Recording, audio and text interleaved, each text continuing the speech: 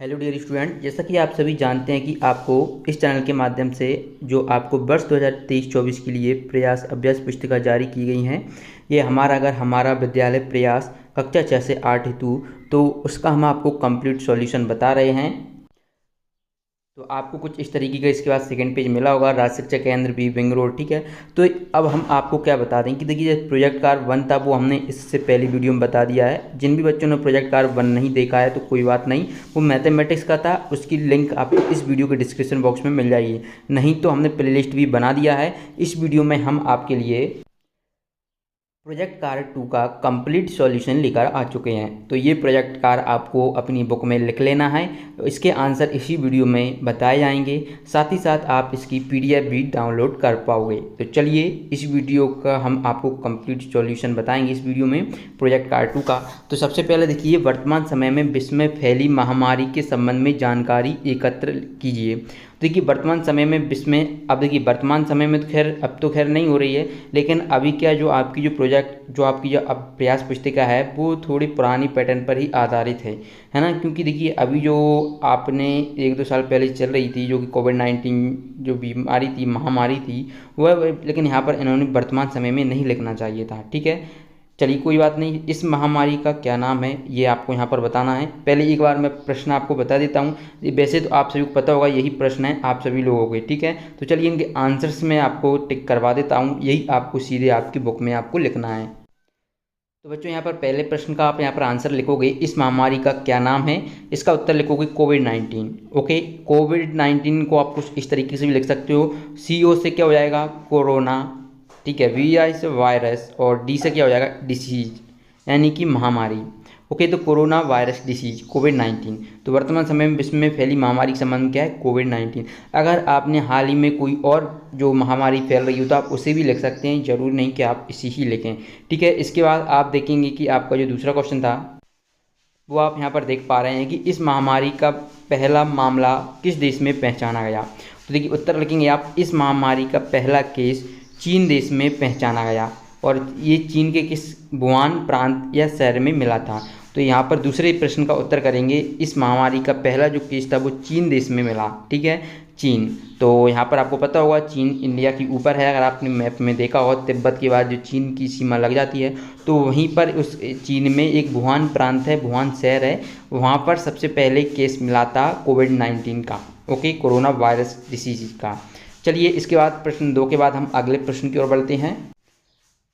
प्रश्न 2 के बाद देखिए प्रश्न 3 है कि इस महामारी के सामान्य लक्षणों को लिखिए। तो सामान्य लक्षण कौन कौन से होते हैं जब ये पता हमें लग जाता है कि हाँ हमें कोरोना वायरस हो गया है। तो उससे पहले हमारे शरीर में कुछ लक्षण देखने को मिलते हैं। तो अगर ये लक्षण देखने को मिलते हैं तो आप सतर्क हो जाइए, ऐसा कहने का तात्पर्य है।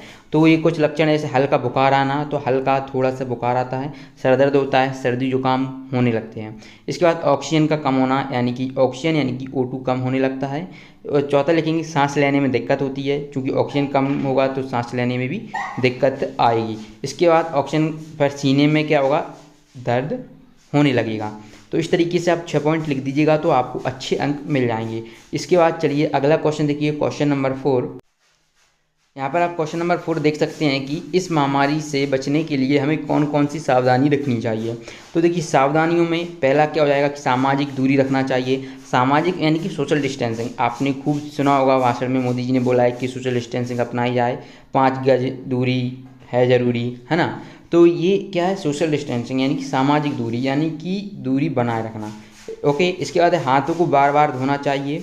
तीसरा देखिए, चेहरे और आंखों पर हाथों को टच नहीं करना। जो चेहरे और आंखों पर जो हाथ हैं, देखिए जब आप किसी से मिलते हैं पर इसके बाद आप सीधे अपने चेहरे पर हाथ लगाएं तो तब नहीं करना है। अब तो खैर नॉर्मल सा हो गया है तो कोई दिक्कत वाली बात नहीं है, लेकिन उससे बचने के लिए यही उपाय थे, यानी यही सावधानियां अपनाकर आपको कोरोना वायरस को कम कर सकते थे।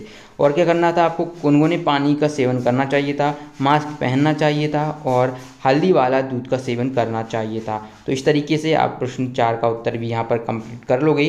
प्रश्न 4 के बाद अगले प्रश्न की ओर बढ़ते हैं हम। तो चलिए अगला प्रश्न, प्रश्न क्रमांक 5, इस महामारी से बचाव हेतु कौन से उपाय करने चाहिए। अब बच्चों, जो भी बच्चे कह रहे हैं कि सर आप हमें इसकी PDF डाउनलोड करवा दीजिए, हमें झंझट में नहीं पढ़ना है, हमें तो अपनी बुक में लिखना है, तो इसके लिए मैं आपको बता देता हूँ। आपको गूगल पर जाना है। गूगल, आपको पता होगा 7th क्लास की जितनी भी बच्चे होंगे, वहाँ पर आपको सिर्फ सर्च करना है। क्या सर्च करना है? आपको सर्च करना है एस के टीच प्रयास पुस्तिका। सिर्फ इतना सर्च करना है और कुछ करने की आपको ज़रूरत नहीं है। एस के टीच प्रयास पुस्तिका, ठीक है, तो वहाँ पर आपको मिल जाएगा। यहाँ पर देखिए क्वेश्चन 5 का आपको उपाय पूछे हैं इस महामारी से बचाव के। तो सबसे पहले देखिए पहला पॉइंट लिखना है कि लॉकडाउन का ईमानदारी से पालन करना। दूसरा, सैनिटाइजर का उपयोग करना। तीसरा, मास्क पहनना। चौथा है गुनगुने पानी का सेवन करना। और अगला है साफ सफाई रखना। और अगला है काढ़ा का उपयोग करना। और इसके बाद है योगासन करना, यानी कि योग करना। तो इस तरीके से आप प्रश्न क्रमांक 5 का कंप्लीट उत्तर देख पाओगे। इसके बाद देखिए अगला प्रश्न। तो यहाँ पर हम देखते हैं प्रश्न क्रमांक 6। तो यहाँ पर आपको सीधे मैं उत्तर बता देता हूँ। आपकी बुक में ये क्वेश्चन लिखा हुआ है, आप देख सकते हैं कि टीक हुए अस्पताल में मरीज को घर में रखने पर कौन कौन सी सावधानी परिवार के लोगों ने रखी है। तो पहला लिखेंगे, मरीज के लिए अलग से कमरा की व्यवस्था की गई है। घर के सभी लोग आइसोलेट रहें, यानी कि आइसोलेट वो अंदर ही रहेंगे, किसी से मतलब कि मिलने नहीं जाएंगे, ठीक है। इसके बाद ग्लव्स पहनकर मरीज के बर्तन इत्यादि को अलग किया गया, यानी कि जब हम मरीज के पास गए तो हमने अपने हाथों में ग्लव्स पहने हुए थे, तब हमने उसके बर्तनों को हमने टच किया। इसके बाद मास्क को नियमित सेवन किया गया, यानी मास्क जो कि मुखौटा रहता है उसे हमने नियमित रूप से पहने रखा। और घर के सभी व्यक्तियों द्वारा नियमित काढ़ा का सेवन किया गया, ओके। और 6वां पॉइंट लिखिए, सभी व्यक्तियों ने नियमित योग भी किया। अब आप लोग बोल रहे हो सर योग करने से क्या होता है कि नियमित, क्योंकि आप जानते हैं ऑक्सीजन कमी हो रही है, सांस में दिक्कत हो रही है, तो इम्यूनिटी पावर कम हो जाती है उससे। योग से आपकी जो सारी क्रियाएं होती है, जो इम्यूनिटी पावर होती है वो काफ़ी बढ़ जाती है, यानी इसलिए योग बहुत ही इंपॉर्टेंट था उस समय।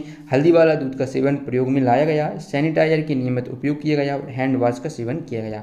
बच्चों, इस तरीके से आप यहाँ पर अच्छी तरीके से कर लेना ये आपका प्रोजेक्ट कार्ड 2। मिलते हैं नेक्स्ट वीडियो में। जब तक आपने इस चैनल को सब्सक्राइब नहीं किया तो कर लें, क्योंकि आपको यहाँ पर प्रयास पुस्तिका का कंप्लीट सॉल्यूशन बताया जाएगा। मिलते हैं नेक्स्ट वीडियो में, धन्यवाद।